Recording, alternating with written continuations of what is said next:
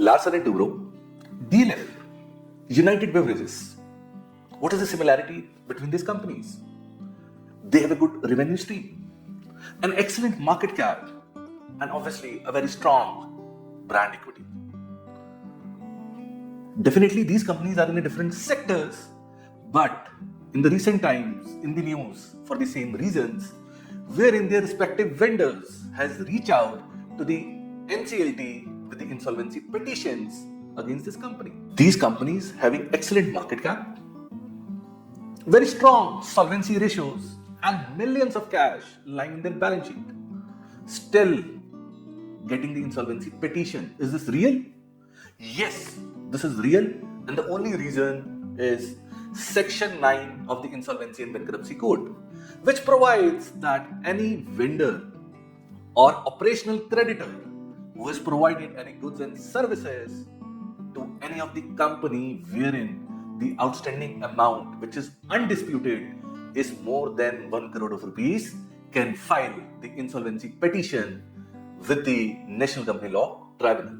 This provision of the IBC law is generally used as a recovery tool instead of actually a revival of the company into a financial distress. These vendors, these creditors are generally the unsecured and have very limited recourse or the rights available in terms of their recovery.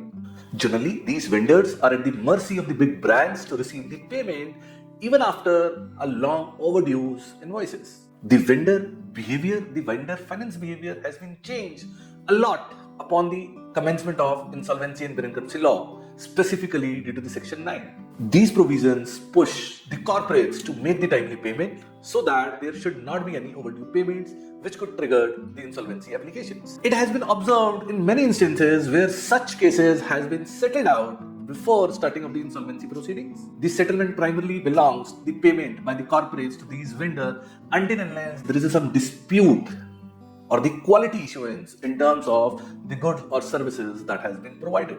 On the one hand, this law is considered to be a draconian law where a solvent company can pushed into the insolvency proceedings.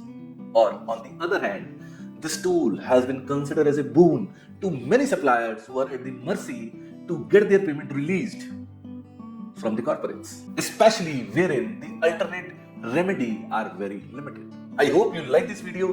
Do share your comments in the below, and I suggest to have a more reading on the Section 9 of the Insolvency and Bankruptcy Code, which could help the vendors in recovering their dues.